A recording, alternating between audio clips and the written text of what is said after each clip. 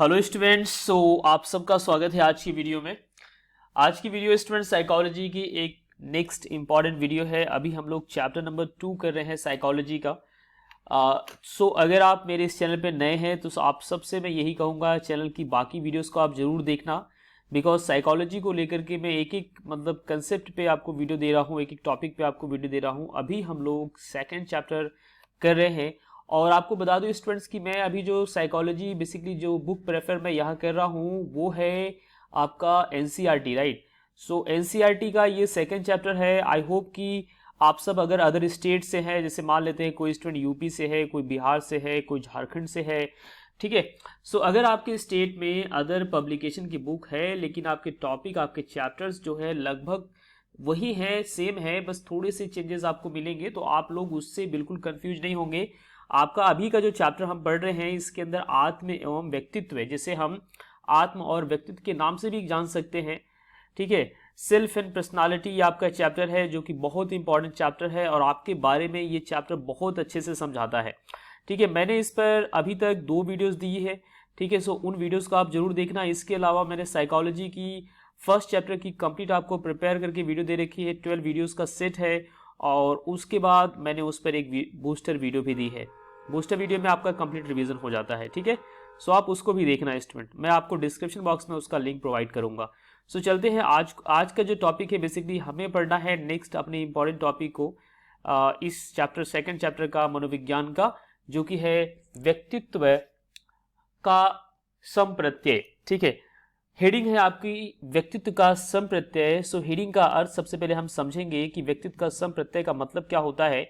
व्यक्तित्व का संप्रत्यय का मतलब यहाँ पर स्टूडेंट सीधा सीधा ये है कि आपका जो जैसा भी व्यक्तित्व है, व्यक्तित्व का मतलब क्या होता है, इस इंग्लिश में पर्सनालिटी कहते हैं, उसका संप्रत्यय मतलब उसी के कंसेप्ट को, उसी के मूल को हमें यहाँ समझना है, ठीक है। अलग अलग हर एक इंसान का कुछ न कुछ क्या होता है, पर्सनालिटी उसकी होती है, कुछ न कुछ व्यक्तित्व होता है, अपनी एक कुछ स्थिर उसका व्यक्तित्व होता है। ऐसे मान लेते हैं कुछ इंसान बहुत मजाकिया टाइप के होते हैं, कुछ बहुत गुस्से वाले होते हैं, कुछ बहुत शांत होते हैं, है ना। तो ये क्या है, ये व्यक्तित्व का प्रकार है। अब उसी के संप्रत्यय को मतलब उसी के कंसेप्ट को, उसी के मूल को यहाँ पर हम समझेंगे बहुत अच्छे से, ठीक है। और आप इस चीज को अपने रियल लाइफ में भी एक्सपीरियंस करेंगे, जैसे जैसे आप इसको पढ़ेंगे अपने रियल लाइफ में भी इस चीज को कनेक्ट कर पाएंगे। सो मैं आप सबसे कहूंगा कि मनोविज्ञान जो कि आपका साइकोलॉजी क्लास 12 का एक ऐसा आपका सब्जेक्ट है जो आपको बहुत कुछ सिखाता है अगर अपने रियल लाइफ में इसको अप्लाई करते हैं और इसको रियल लाइफ से कनेक्ट करते हैं, ठीक है। सो व्यक्तित्व बेसिकली जो ये शब्द है प्रायः हमारे दैनिक जीवन में चर्चा अथवा बातचीत में उपस्थित रहता है, राइट। व्यक्तित्व का शाब्दिक अर्थ लैटिन शब्द परसोना, इससे परसोना यहाँ पर आप देख रहे हैं परसोना से लिया गया है, ठीक है। कह रहे हैं व्यक्तित्व का जो ये शब्द है ये एक लैटिन शब्द से लिया गया है जो कि परसोना है। परसोना ये आप यहाँ पर देख पा रहे हैं। परसोना का बेसिकली मतलब क्या होता है, परसोना का बेसिकली मतलब ये होता है मुखौटा, इसे कहते हैं। एक मुखौटा, मुखौटा मतलब कहने का मतलब ये है कि जैसे मास्क जिसे हम कह सकते हैं, अभी तो बेसिकली कोरोना वायरस का टाइम चल रहा है तो उसमें आप लोग जो है फेस मास्क लगाते हैं, कंप्लीट नहीं होता है लेकिन एक इस प्रकार का मास्क होता है, जैसे कि अगर मान लेते हैं आपने किसी अपने फेवरेट एक्टर का मास्क लगा लिया, ठीक है, या शक्तिमान का बच्चे मास्क लगा के टहलते हैं, ठीक है। तो कहने का मतलब क्या है, एक मुखौटा क्या होता है, बेसिकली इसी प्रकार का एक मास्क होता है जो लैटिन के लोगों ने इसका इस्तेमाल किया था, मतलब नाटक को करने के लिए, या किसी जो है थिएटर या जो है नाटक को जब वो करते थे तो उसमें इसका यूज करते थे, अलग अलग क्या कहते हैं कलाकारों को दिखाने के लिए, अलग अलग अभिनेताओं को प्रदर्शित करने के लिए। सो उसी को यहाँ पर बोला गया है परसोना। सो परसोना का यहाँ पर हमने अर्थ लिया है व्यक्तित्व, ठीक है। सो उसी कुछ चीज को यहाँ समझा रहे हैं, कह रहा है अपनी मुख्य रूप सज्जा को बदलने के लिए रोमन नाटकों में अभिनेता उपयोग में लाते थे किसका, इसी मुखौटे का। कह रहा है जिस मुखौटे को अभिनेता पहनता था उसी अनुरूप दर्शक उससे एक विशिष्ट भूमिका के निष्पादन की प्रत्याशा करते थे। जैसे मान लेते हैं कि अगर किसी आपने मूवी में देखा है, अगर उसके अंदर कोई एक पर्टिकुलर जो है एक्टर जो है अगर विलन का काम कर रहा है, सो आप उससे उम्मीद रखेंगे कि उस पूरे मूवी में वो गलत काम ही करता हुआ दिखाई देगा। उसी प्रकार अगर किसी मूवी के अंदर वही सेम पर्सन जो है जो है उसके अंदर अगर वो कुछ अच्छा काम कर रहा है तो आप उम्मीद करेंगे कि ये पूरी मूवी में अच्छा काम करेगा। ठीक है, तो बेसिकली क्या है, उस पर्टिकुलर पर्सन का, उस पर्टिकुलर व्यक्ति का क्या होता है, एक अलग अलग भूमिका बन जाती है। सो व्यक्तित्व का बेसिकली मतलब यहां पर कुछ इसी प्रकार आप समझ पा रहे होंगे। कह रहा है इससे ये तात्पर्य बिल्कुल नहीं था कि किसी भूमिका को जो व्यक्ति अभिव्यक्त कर रहा है वह वास्तव में उन गुणों को रखता है। ठीक है, मतलब यहां इनके कहने का मतलब ये है, अगर मान लेते हैं कोई एक बच्चा है, उसने शक्तिमान का फेस मास्क अगर लगा लिया है तो इसका मतलब ये नहीं कि बच्चा शक्तिमान बन गया। ठीक है, या स्पाइडरमैन बच्चा बन गया। आजकल आपने देखा होगा कुछ इस तरह से आपके आते हैं, सूट्स आते हैं जिसमें बच्चे लोग जो है उसे पहनना पसंद करते हैं। ठीक है, छोटे बच्चे की बात कर रहा हूं स्टूडेंट। सो इसका मतलब ये नहीं कि वो वही बन जाते हैं। सो यहाँ पर व्यक्तित्व का बेसिकली मतलब आपका पर्सोना है, जो कि उसका मैंने अर्थ आपको समझाया कि वो क्या है। कह रहा है एक सामान्य ज्ञान के लिए व्यक्तित्व का तात्पर्य सामान्यतः व्यक्ति के शरीर एवं बाह्य रूप से होता है। अब यहां पर हम ये देखेंगे, ये समझेंगे कि एक सामान्य जब व्यक्ति बात करता है व्यक्तित्व या पर्सनालिटी की, सो उसका सीधा सीधा अर्थ ये होता है कि वो इंसान, वो पर्टिकुलर व्यक्ति दिखता कैसा है। ठीक है, आप भी इस चीज को गौर किए होंगे, हो सकता है आपने भी कहा भी हो किसी को कि उसकी पर्सनालिटी बहुत अच्छी दिख रही है। तो पर्सनालिटी अगर आपने कहा अच्छी दिख रही है या व्यक्तित्व आपने कहा अच्छी दिख रही है, सो उसका सीधा सीधा आपका मतलब ये होता है कि वो शारीरिक रूप से सुंदर है।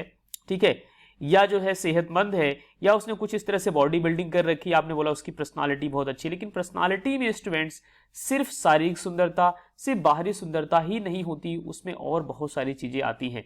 ठीक है, जैसे कि यहाँ देखो उन्होंने समझाया उदाहरण के लिए, जब आप कोई व्यक्ति सुंदर, आपको किसी व्यक्ति को देखते हैं तो हम ये मान लेते हैं कि वह व्यक्ति सौम्य व्यक्ति वाला है।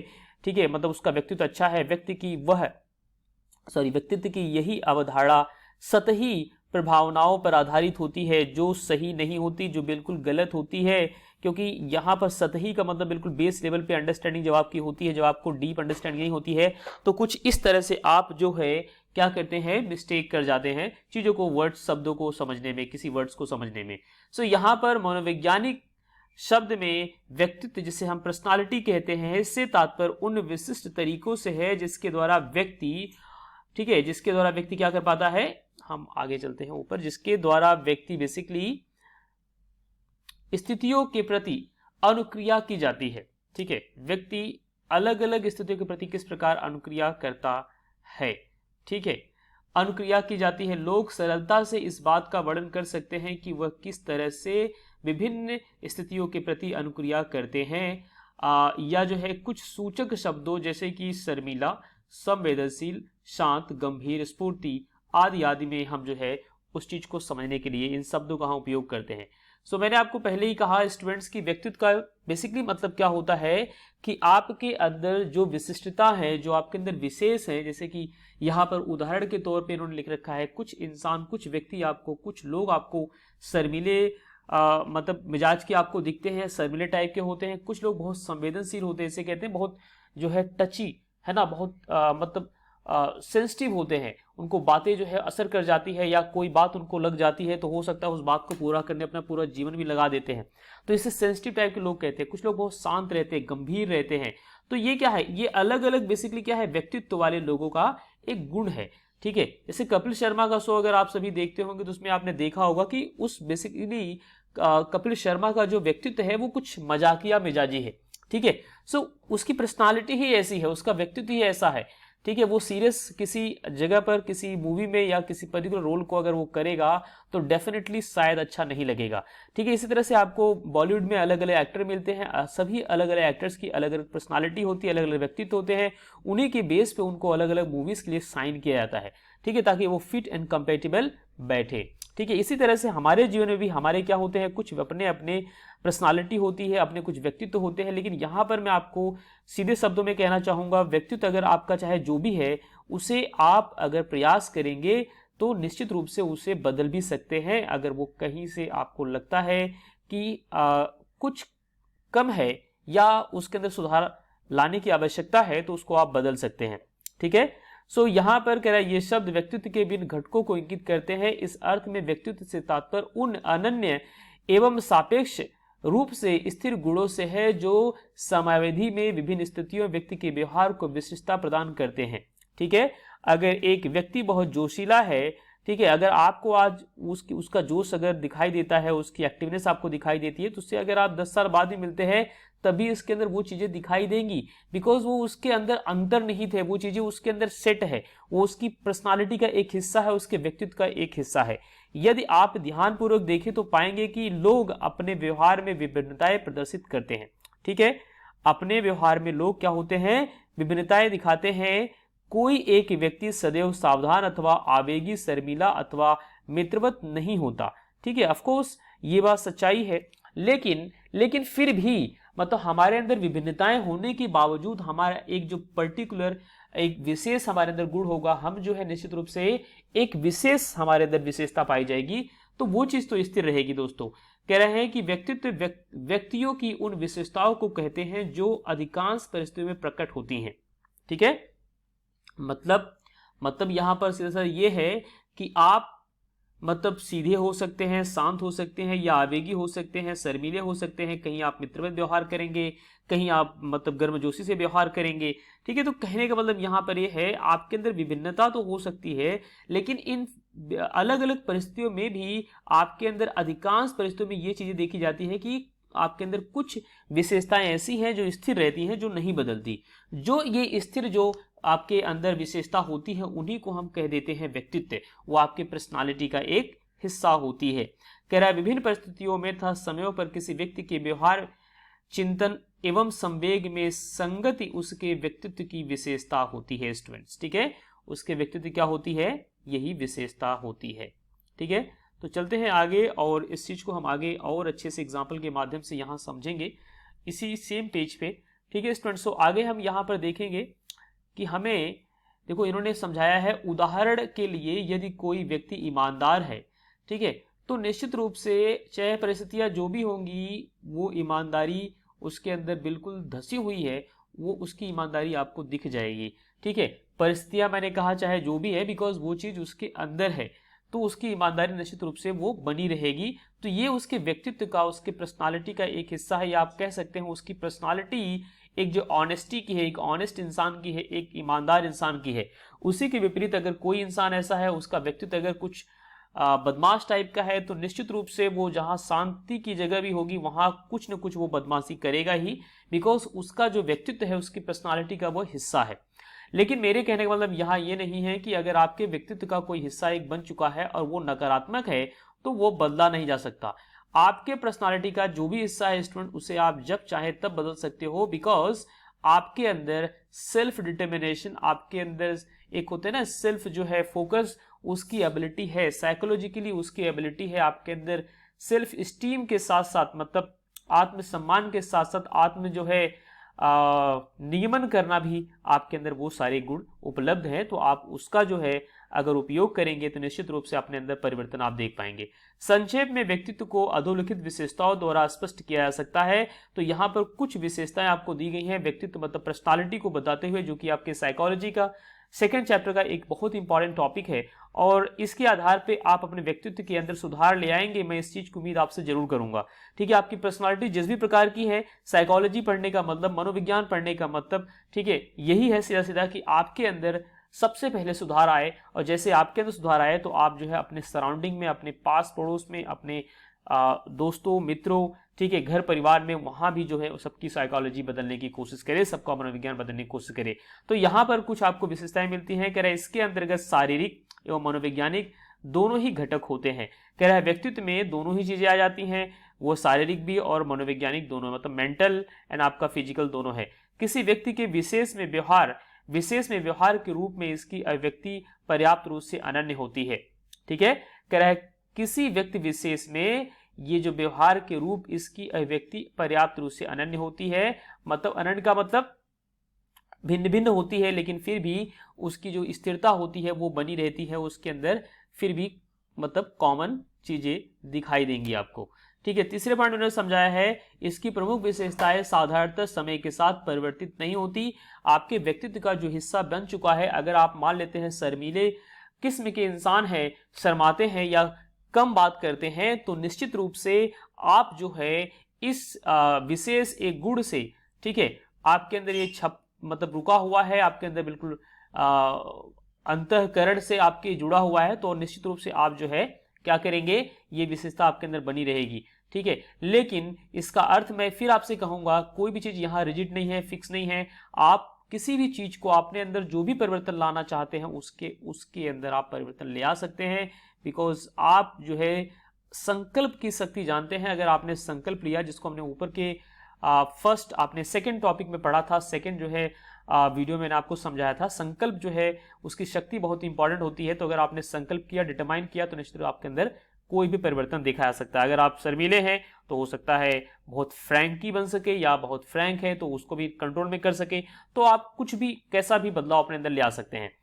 तो यहाँ पर आपने 3 पॉइंट्स देखे हैं। उसके बाद इन्होंने कुछ व्यक्तित्व से संबंधित शब्द इन्होंने बताए हैं कि व्यक्तित्व को समझाने के लिए, उसको और ज्यादा एक्सप्लेन करने के लिए, उसको स्पष्ट करने के लिए हम जो है कई बार स्वभाव शब्द का उपयोग करते हैं। स्वभाव का मतलब इससे भी आपको पता लग रहा है जैविक रूप से आधारित प्रतिक्रिया। जैसे मान लेते हैं कोई भी अगर आपको मतलब रिएक्शन जब मिलता है, कोई भी एक्शन आपको मिलता है, उस पर्टिकुलर एक्शन के प्रति आपका प्रतिक्रिया कैसे होता है, आपका रिएक्शन कैसा होता है, उसी को स्वभाव कहते हैं। आपका स्वभाव कैसा है। ठीक है, नेक्स्ट आपका आता है विशेषक या शील गुण। सो विशेषक या शील गुण का मतलब यहाँ है व्यवहार करने का एक स्थिर गुण, सतत और विशिष्ट तरीका, एक तरीका होता है जिसे व्यक्तित्व के अंतर्गत या व्यक्तित्व शब्द को समझाने के लिए हम ले सकते हैं। अगला है स्ववृत्ति। स्ववृत्ति का मतलब है यहाँ पर किसी स्थिति विशेष में विशिष्ट तरीके से प्रतिक्रिया करने की व्यक्ति की प्रवृत्ति, मतलब आपके अंदर कुछ ऐसी विशेष प्रतिक्रिया करने की एक विशेष प्रवृत्ति है। किसी भी स्थिति में एक अलग अलग लोगों का अलग अलग तरीका होता है स्टूडेंट। तो ये भी ये क्या है, व्यक्तित्व को ही कहीं ना कहीं समझाता है। चरित्र भी व्यक्तित्व का ही हिस्सा है। ठीक है, अगर आपका व्यक्तित्व मतलब सकारात्मक रूप से है तो निश्चित रूप से आपका चरित्र भी उसी क्रम में होगा, उसी रूप में होगा।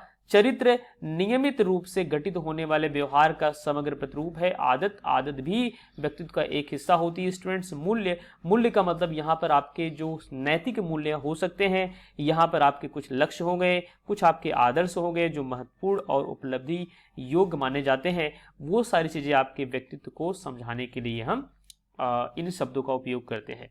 ठीक है, चौथे पॉइंट में आपसे बताया गया है, इन्होंने बताया है कि यह इस अर्थ में गत्यात्मकता होती है। ठीक है, मतलब मोबाइलिटी होती है। इस अर्थ में गत्यात्मकता मतलब ये जो अर्थ है वो ज्यादा गतिमान हो जाता है कि इसकी कुछ विशेषताएं आंतरिक अथवा बाह्य स्थिर मांगों के कारण परिवर्तित हो जाती हैं। ठीक है, समझ रहे हैं ना। जैसे यहां पर मैं आपको समझाना चाहूं, कोई एक व्यक्ति है जो बहुत ही ज्यादा क्या है, बहुत ज्यादा रिएक्टिव है, मतलब बहुत ज्यादा अगर कह सकते हैं इससे गुस्सा बहुत ज्यादा आता है इस पर्टिकुलर पर्सन को। ठीक है, लेकिन अगर इस पर्टिकुलर पर्सन को अगर गुस्सा बहुत आता है, लेकिन एक विशेष स्थिति में ये अपने गुस्से को कंट्रोल करके रखेगा, बिकॉज जब इस पर्टिकुलर व्यक्ति के सामने इसका भी हेड खड़ा रहे या इसका बॉस रहे तो निश्चित रूप से इसके अंदर कुछ सौम्यता आपको दिखाई देगी। तो वही ये कह रहे हैं कि आंतरिक मतलब इसके अंदर इसका व्यक्तित्व कैसा है, गुस्से वाला है, लेकिन इसके बाह्य स्थिर परक की वजह से इसके अंदर आपको बदलाव दिखाई दे रहा है। ठीक है, जो कि स्थिर नहीं है। तो इस प्रकार आपने स्टूडेंट व्यक्तित्व को समझा। हम अभी आगे नीचे कुछ और व्यक्तित्व के बारे में समझेंगे, कुछ इंपॉर्टेंट टाइप्स के क्वेश्चन को भी देखेंगे, बिकॉज हर एक टॉपिक को मैं बहुत अच्छे से कवर कर रहा हूं साइकोलॉजी क्लास 12 के, जो कि आपका चैप्टर नंबर 2 है। ठीक है, आत्म और जो है व्यक्तित्व बेसिकली। सो आपको करना क्या है, इसको वीडियो को पूरे अच्छे से देखना है और जो जो मैं इंपॉर्टेंट यहाँ बताऊं उनमें आपको अच्छे से रिवीजन करना है। चाहे तो आप इस नोट से आप कॉपी में अपने लिख सकते हैं। ठीक है, इसको अंडरलाइन तो मैंने कर ही रखा है, आप इसको लिखें, अच्छे से समझे। अगर आपका कोई कंफ्यूजन डाउट बनता है, सो स्टूडेंट्स अगर आपका कोई कंफ्यूजन होता है तो आप जो है मेरे दिए गए इस व्हाट्सएप नंबर 95603097 पे 22 पे भी बात कर सकते हैं। साइकोलॉजी एक बहुत ही अच्छा सब्जेक्ट जिसे मैं आप सब के लिए जो है इसकी वीडियोस लेके आ रहा हूँ। ठीक है, आप मेरे साथ बन करके अपनी स्टडी कंटिन्यू करके रखें। ठीक है स्टूडेंट्स, सो करना आपको क्या होता है, बस आपको वीडियो देखना है अच्छे से। वीडियो देखने के बाद आपको उसे फोकस करना है, अपने जीवन में कुछ चीज़ों को उतारना है। ठीक है, और जहां मैं इंपॉर्टेंट बताऊँ उसको लिखना है, उसके नोट्स अगर आप फ्रेम कर सकते हो नोट्स फ्रेम कीजिए। ठीक है, और इस तरह से आपकी प्रिपरेशन बहुत अच्छी हो जाएगी साइकोलॉजी की। ठीक है, सो अब हम चलते हैं नेक्स्ट आगे इसको समझेंगे। सो यहाँ पर आपको मिलता है, एक बार जब हम किसी व्यक्तित्व की विशेषताओं को बताने में समर्थ हो जाते हैं तो हम इस बात की भविष्यवाणी कर सकते हैं कि वह व्यक्ति विभिन्न परिस्थितियों में किस प्रकार का व्यवहार करेगा। निश्चित रूप से अगर आप किसी बच्चे के बारे में जानते हैं कि उसका व्यक्तित्व कैसा है, तो आप उसके बारे में जो है निश्चित रूप से आप भविष्यवाणी कर सकते हैं कि एक विशेष स्थिति जब उसके सामने आएगी तो उसका व्यवहार किस प्रकार होगा, वो उसको शांतपूर्ण तरीके से हैंडल कर लेगा या जो है उसमें वो अपनी एक्टिविटी को ज़्यादा दिखाएगा। इस तरह के आप जो है इजली क्या कहते हैं भविष्यवाणी कर सकते हैं। व्यक्तित्व की समझ हमें यथार्थवादी अथवा स्वीकार्य तरीके से लोगों के साथ व्यवहार में सहायता करती है समझने में। उदाहरण के लिए यदि आप यह पाते हैं कि कोई बच्चा आदेश को पसंद नहीं करता, यहाँ देखो उदाहरण दे रहे हैं, कोई एक बच्चा है जिसको आदेश सुनना या आदेश लेना पसंद अगर नहीं आता, तो उस बच्चे से व्यवहार करने का सबसे अधिक प्रभावी तरीका यह होगा कि उसे आदेश न दिया जाए किंतु उसके समझ स्वीकार्य विभिन्न विकल्प प्रस्तुत किए जाए, ठीक है, जिनमें बच्चा किसी एक विकल्प का चयन कर सके। राइट। सो यहाँ पर आप बात समझे, अगर कोई बच्चा है जो आदेश नहीं मानता है, जैसे मान लेते हैं अगर मैंने किसी एक स्टूडेंट्स को बोला कि बेटा मैं आपका जो है कल मुझे चाहिए आपका फर्स्ट चैप्टर कंप्लीट, पूरा नोट्स बन के एवरीथिंग सब कुछ चाहिए, ठीक है, लेकिन उस बच्चे का व्यक्तित्व ऐसा है कि उसे आदेश दे देना, इस प्रकार से कुछ काम बता देना, उसको करना उसकी आदत नहीं है, तो मैं उसे कुछ ऑब्जेक्टिव दे दूंगा, कुछ वस्तुनिष्ठ प्रश्न दे दूंगा, ठीक है, उसकी चॉइस के अकॉर्डिंग, ठीक है, कि बेटा आपके सामने ये कुछ काम है और इसमें से आपको एक करके ले आना है, इस प्रकार से, तो वो बच्चा उसको करेगा, उस चीज को लेके आएगा करके। तो कहने का मतलब यहाँ पर ये है बेसिकली जो साइकोलॉजी होती है स्टूडेंट, बेसिकली जब आप बीएड के लिए प्रिपेयर करते हैं या जो है किसी अदर प्रोफेशनल कोर्सेज के लिए करते हैं जो कि टीचिंग लाइन के लिए होता है, तो वहाँ पर बच्चों की साइकोलॉजी के अकॉर्डिंग टीचर जो है क्या करता है, उनको हैंडल करता है। लेकिन हमारे इंडिया में ये चीज़ सिलेबस में तो है, लेकिन मैंने निश्चित रूप से ये देखा है कि बहुत कम टीचर ऐसे हैं, मैं कह सकता हूँ कि 95% ऐसे टीचर होंगे जो साइकोलॉजी का जैसे सेंस बिल्कुल नहीं है, वो बिना साइकोलॉजी का यूज़ किए पढ़ाते हैं, चाहे वो अच्छे टीचर हों, ठीक है, या चाहे वो जो है जैसा कि मैंने देखा है गाँव में टीचर्स ऐसे होते हैं कि उनको खुद ही नहीं पता होता कि वो कर क्या रहे हैं, वो पढ़ा क्या रहे हैं, ठीक है, इस तरह के भी अपने देश में टीचर्स हैं। सो निश्चित रूप से ऐसे जो टीचर होते हैं, ऐसे शिक्षक होते हैं, वो अपने टीचर होने का तो नुकसान तो कर ही रहे हैं, बच्चों का भविष्य खराब कर रहे होते हैं। सो अगर आप बीएड करते हैं या प्रोफेशनल उन कोर्सेज को करते हैं जहां पर आपको टीचिंग फील्ड में जाना है, तो वहां पर साइकोलॉजी आपको पढ़ाई जाती है, ठीक है, वहां पर पेडागोजी एक पर्टिकुलर सब्जेक्ट होता है जिसे हम बाल विकास कहते हैं, तो उसके अंदर ये सारी चीजें आपको समझाई जाती है किसी बच्चों को पढ़ाते टाइम किस तरह से हमें जो है उसके मनोविज्ञान, उसकी साइकोलॉजी की समझ हमें जरूरी होती है, ठीक है।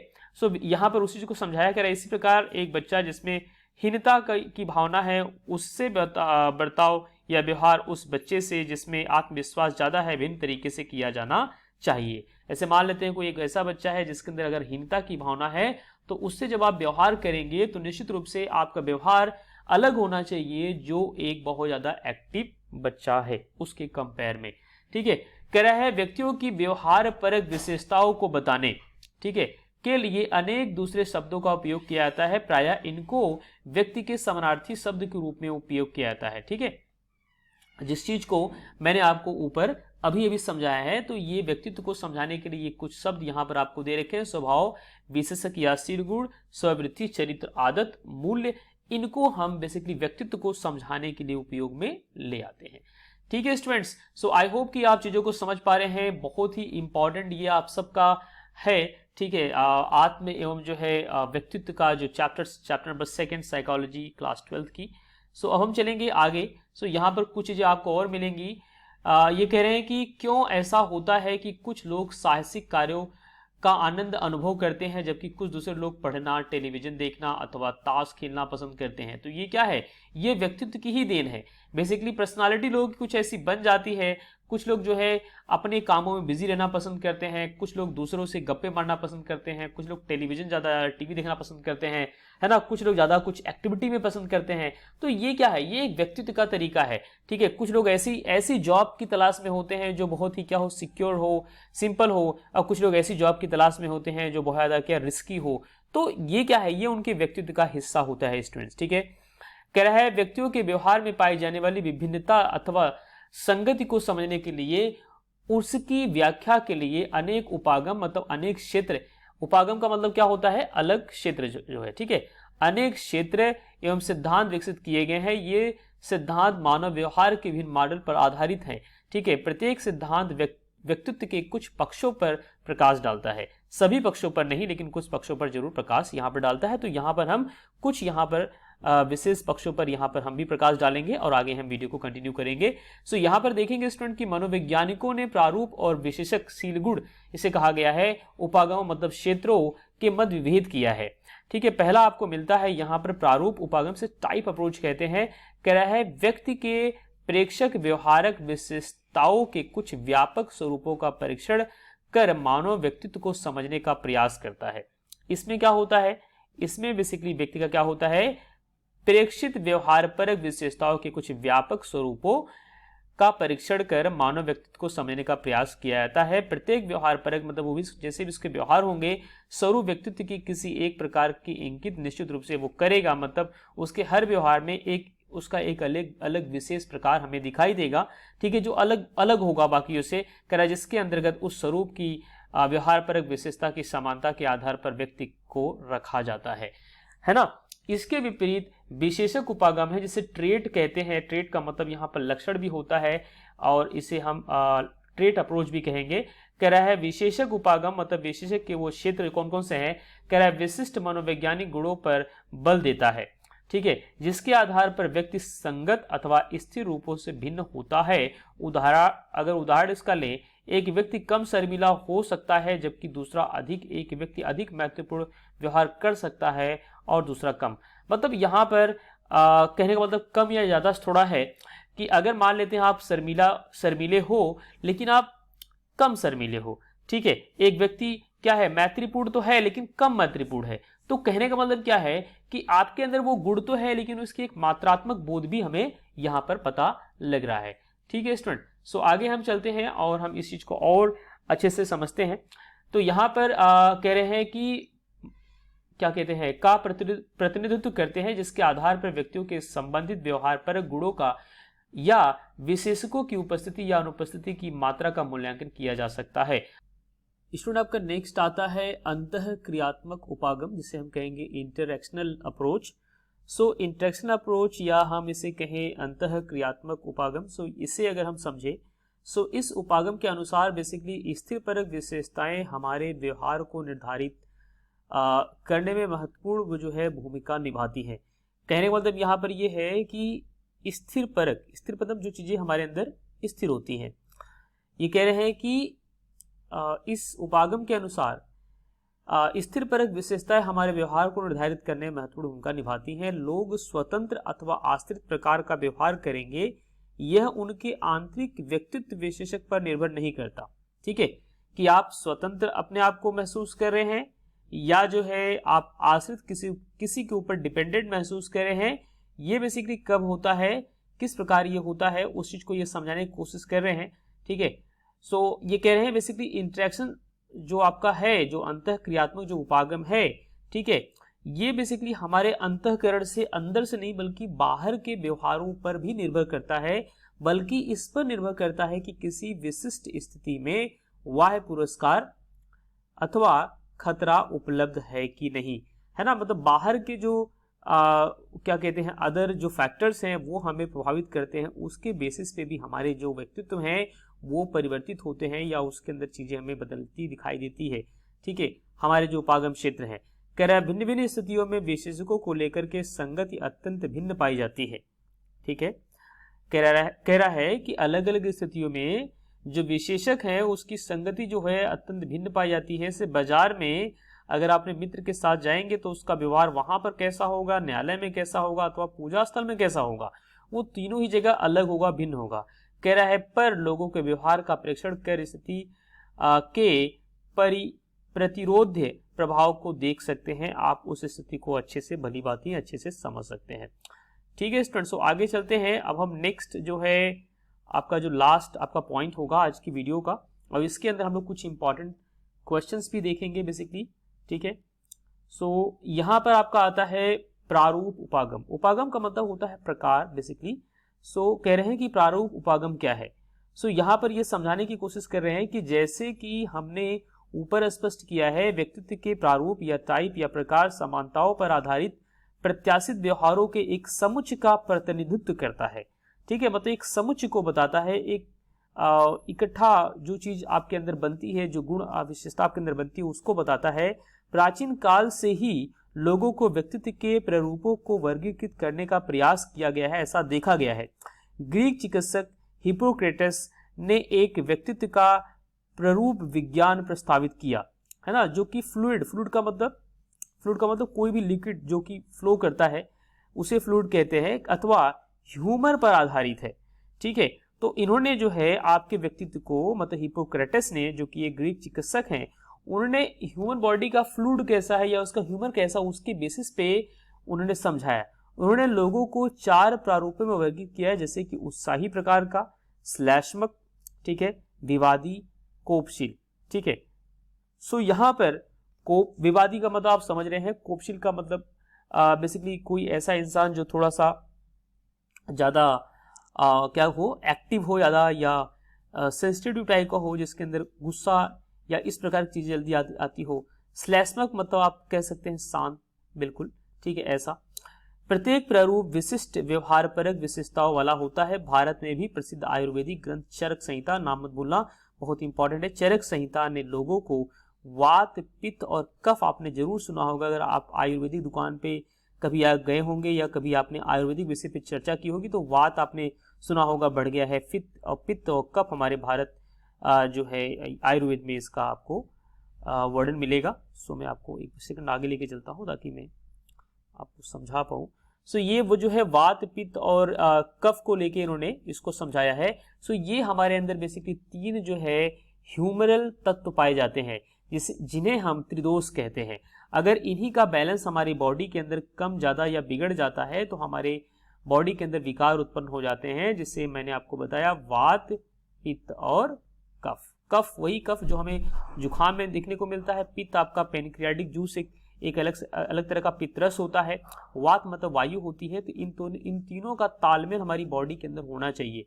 अगर इनमें से कम ज्यादा अगर कुछ हो जाता है तो हमारी बॉडी जो होती है वो डिस्टर्ब हो जाती है। तो उसी को ये समझा रहे, कह रहा है इसमें से प्रत्येक प्रारूप मनुष्य के स्वभाव अथवा उसकी प्रकृति को बताता है।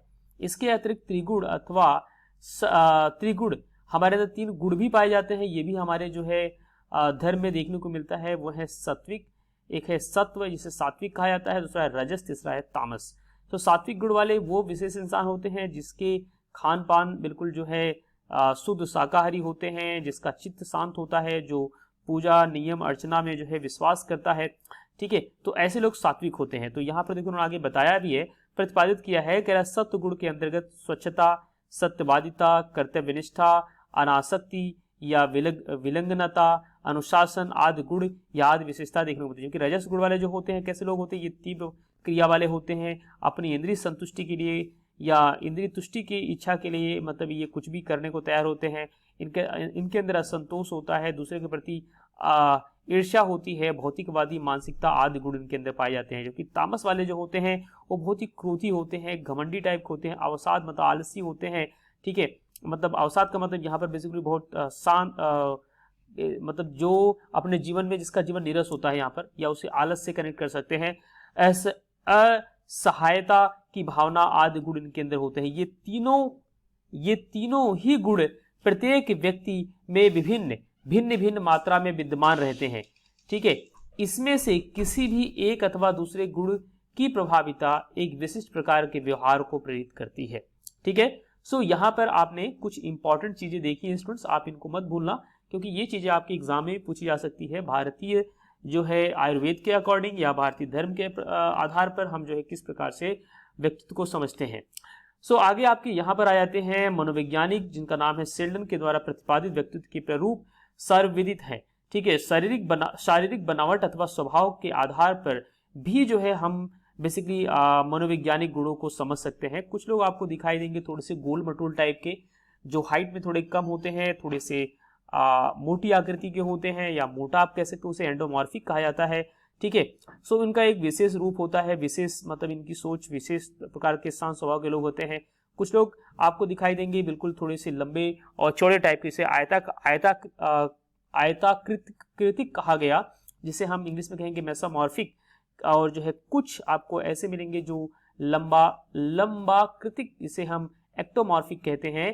तो ये 3 विशेष प्रकार के लोग होते हैं। अगर आप लोग जो है क्या कहते हैं फिजिकल एजुकेशन अगर आपके सिलेबस में है, फिजिकल साइंस अगर आप पढ़ रहे होंगे, तो डेफिनेटली आपको बुक मिलेगी, उसके अंदर इन 3 विशेष प्रकार की बॉडी जो है या बॉडी डिजाइन या पर्सनालिटी व्यक्तित्व के बारे में भी आपको पढ़ने को मिलेगा।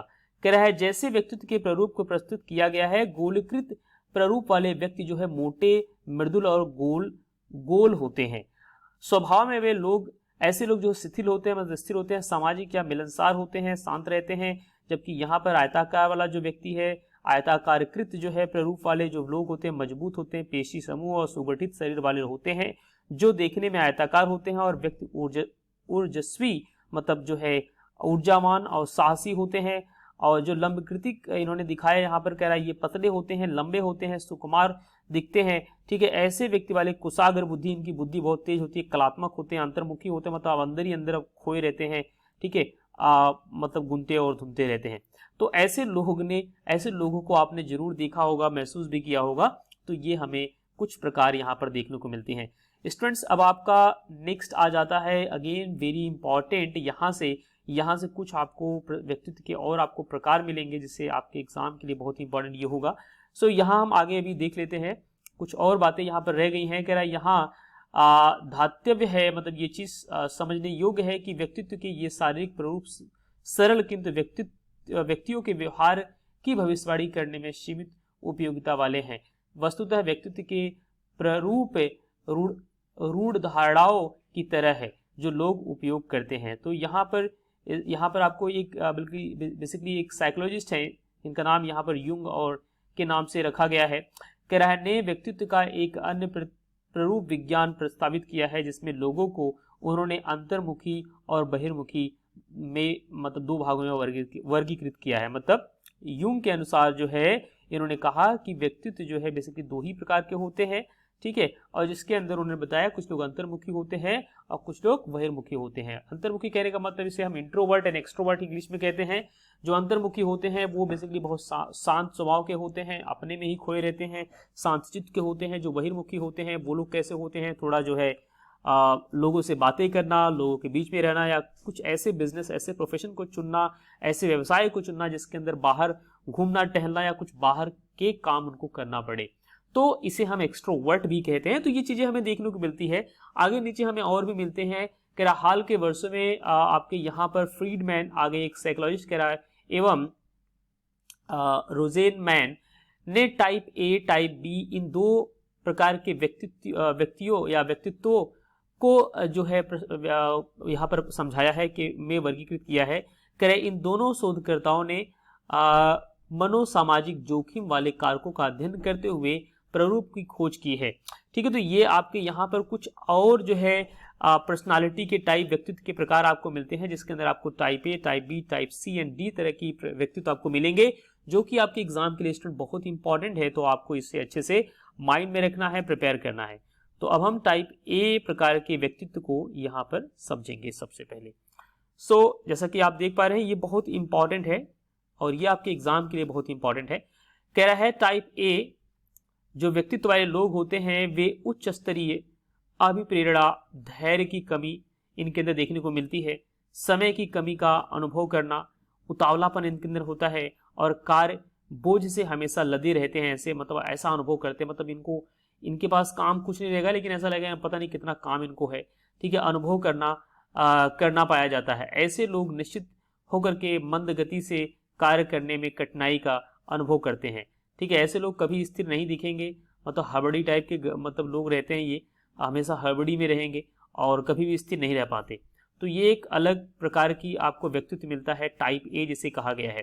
ठीक है, उसके आगे ऐसे आगे आपको और समझाना उन्होंने कह रहा है टाइप ए जो व्यक्तित्व वाले लोग होते हैं इनका अतिरिक्त दाब करोनरी जो है हृदय रोग जिसे हम कॉर्नरी हार्ट डिजीज कहते हैं, CHD, ठीक है, के प्रति ज्यादा संवेदनशील होते हैं, मतलब इनके अंदर कुछ ऐसी बीमारियां होने के चांस होते हैं। इस प्रकार के लोग में कभी कभी CHD के विकसित होने का खतरा, उच्च रक्तदाब, उच्च कोलेस्ट्रॉल, ये कुछ बीमारियों का नाम बता रहे हैं। कोलेस्ट्रॉल का मतलब होता है जो हमारी नाड़ियां होती हैं उसके अंदर जो बेसिकली जो है क्या कहते हैं, आपका प्रोटीन्स का जमावड़ा हो जाना, उसी कहते हैं कोलेस्ट्रॉल बढ़ जाना, ठीक है, के स्तर या जैसे फैट बढ़ जाना, कह रहा धूम्रपान से उत्पन्न होने वाले खतरों की अपेक्षा अधिक होती है।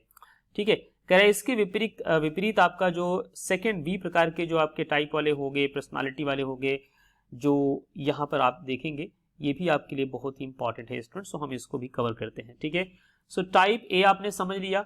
टाइप बी प्रकार के जो व्यक्तित्व वाले लोग होते हैं की विशेषता के अभाव, कह रहा है इसके अंदर टाइप ए की जो व्यक्तित्व है, ऊपर आपने जो देखा है उसकी यहाँ पर अभाव मिलता है, मतलब वो बिल्कुल नहीं होगा, कि विशेषताओं के अभाव के रूप में समझा जा सकता है।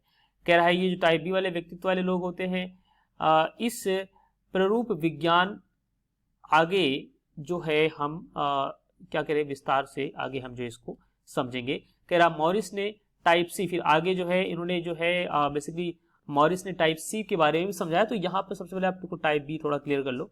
टाइप बी यहाँ पर ये है, आपने टाइप ए में जो पढ़ा उसका पूरा क्या है, अभाव यहाँ पर टाइप बी में आपको दिखता है।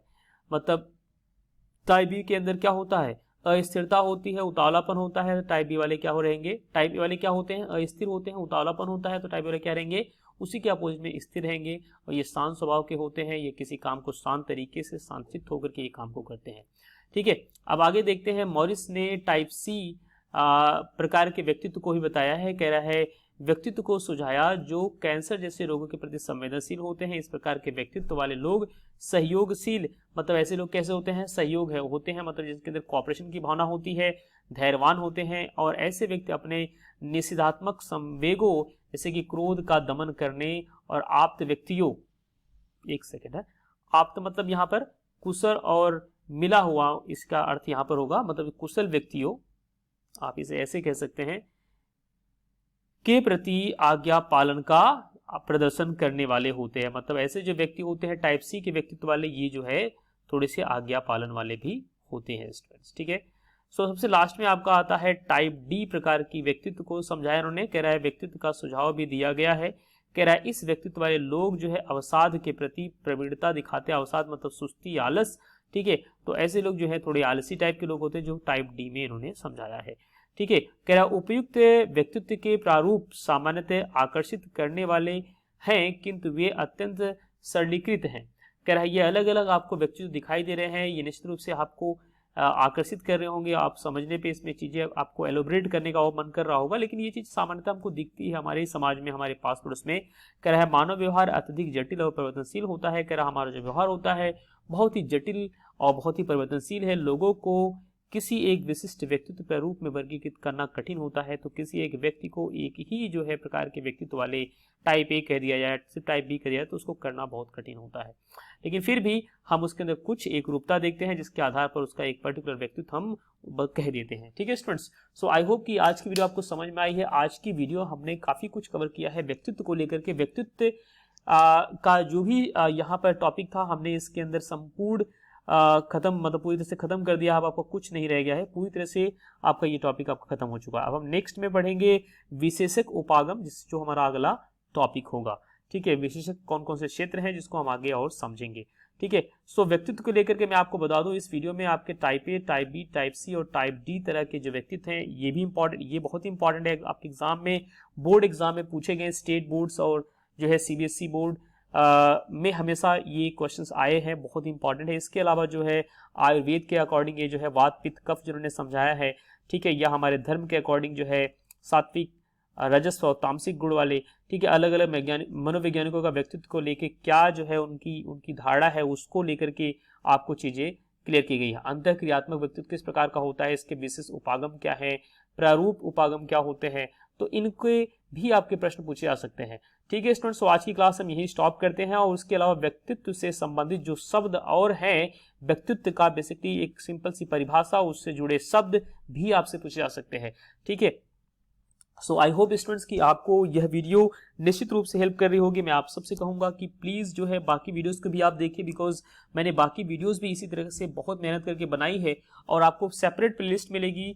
चैनल में अगर आप जाएंगे तो आपको सेपरेट प्लेलिस्ट मिलेगी और प्लेलिस्ट के माध्यम से आप क्या कर सकते हैं, सभी वीडियोस को देख सकते हैं। इसके अलावा मैंने चैप्टर नंबर 1 पे जो है बूस्टर वीडियो बनाई है, जो कि बूस्ट करती है पूरी तरह से कंप्लीट चैप्टर नंबर 1 को, जो कि आपके साइकोलॉजी का आपका क्लास 12 चैप्टर नंबर 1 है। सो आज हमने कवर किया student psychology class 12 chapter number 2 Hindi medium के बच्चों के लिए। और हमारा जो चैप्टर है इसे हम कहते हैं आत्म एवं व्यक्तित्व से सेल्फ एंड पर्सनालिटी। ठीक है, सो अब मैं वीडियो को यहीं स्टॉप कर रहा हूँ स्टूडेंट। सो आप सबको रखना अपना ध्यान। Till then take care and thank you so much.